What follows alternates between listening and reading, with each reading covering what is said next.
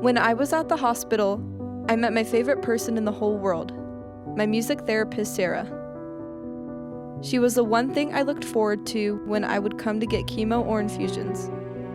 Sarah was so important to my road of treatments, surgeries, and recovery during every stay at the hospital. I would wait until I heard her coming through the halls of the infusion clinic or on the 12th floor, the penthouse of the hospital. When she came into my room, no matter how bad I felt and how much I wanted to sleep, I would be wide awake. Music was how I healed. Music was my safe place. Without Sarah and her musical talent, I would be depressed and lost. I would be scared and confused. I found SamsFans through Sarah. SamsFans was started by a mom who lost her daughter to cancer. She started SamsFans to donate money to music and art therapy programs to children's hospitals throughout Ohio. It provides a positive outlet during such a negative experience. It paid off when I was able to give Sarah an electric bass ukulele, a specialized instrument for kids with limited abilities. I was able to give her these gifts on the 1-year anniversary of my diagnosis.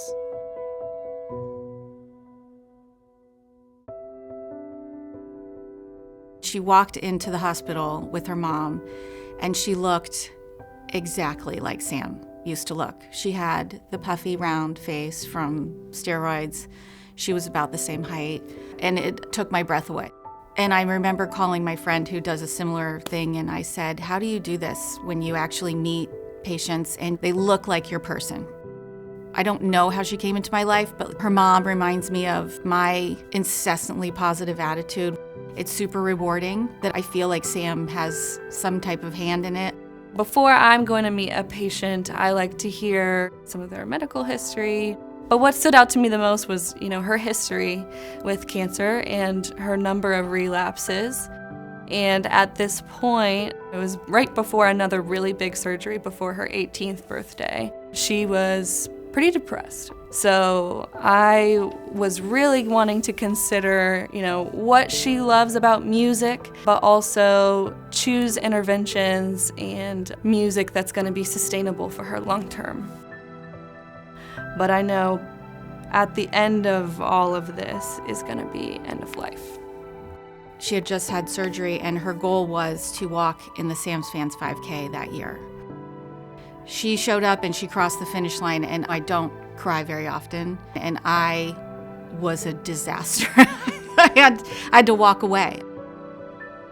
I remember Sam having those goals. I remember her having that feeling of, this is how I'm going to get to the next step. This is how I'm going to get to feeling better.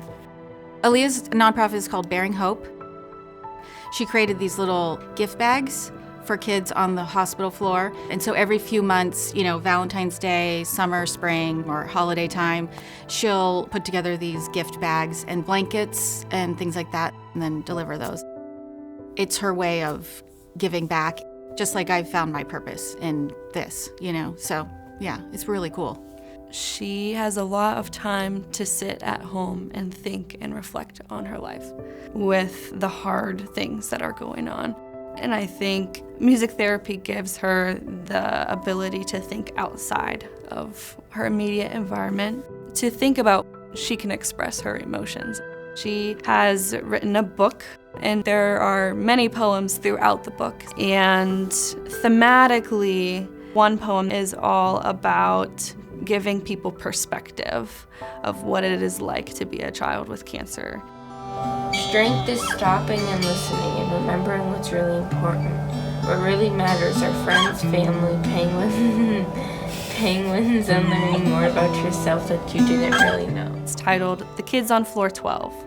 And floor 12 is the oncology floor.